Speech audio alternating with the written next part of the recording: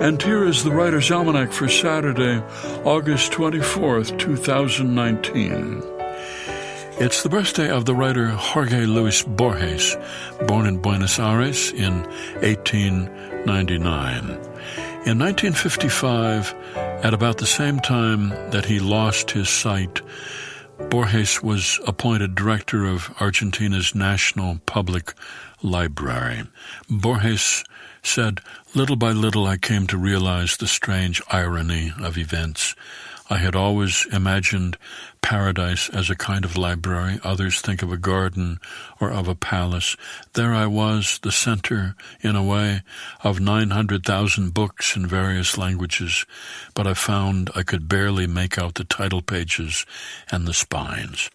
And I wrote the poem of the gifts, which begins, 'No one should read self-pity or reproach into this statement of the majesty of God, who with such splendid irony granted me books and blindness at one touch.' After he went blind, Borges turned from writing prose fiction to formal poetry, dictated his writing to his mother, who worked as his personal secretary. Mount Vesuvius erupted on this day in the year 79, destroying the city of Pompeii, which was about 5 miles away from the mountain resort town. The elite of Rome came out there.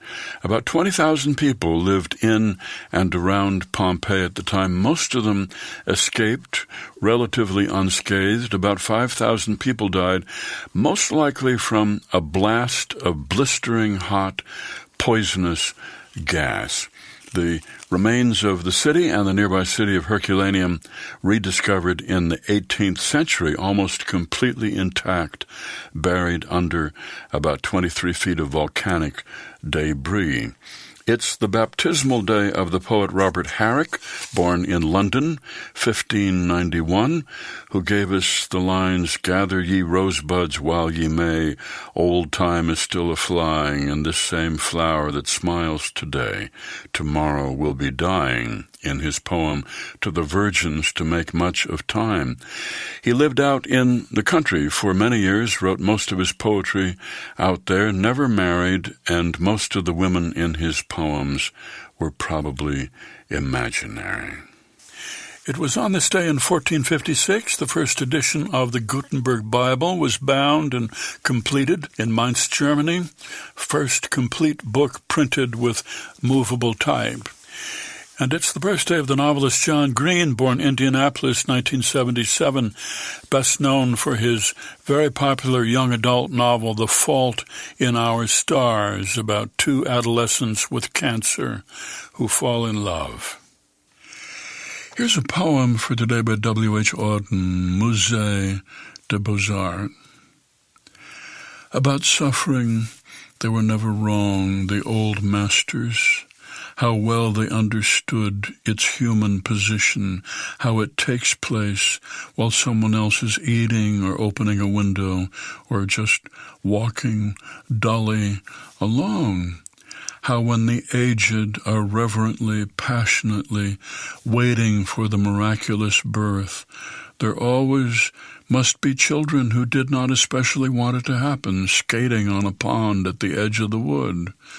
They never forgot that even the dreadful martyrdom must run its course anyhow in a corner, some untidy spot where the dogs go on with their doggy life and the torturer's horse scratches its innocent behind on a tree. In Bruegel's Icarus, for instance, how everything turns away quite leisurely from the disaster.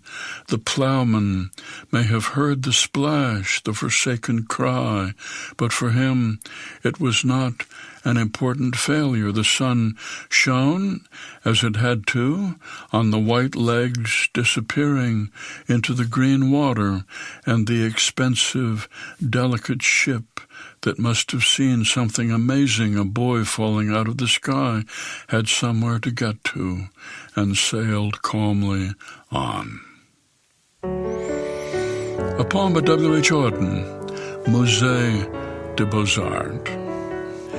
That's the Writer's Almanac for Saturday, August 24th. Be well, do good work, and keep in touch.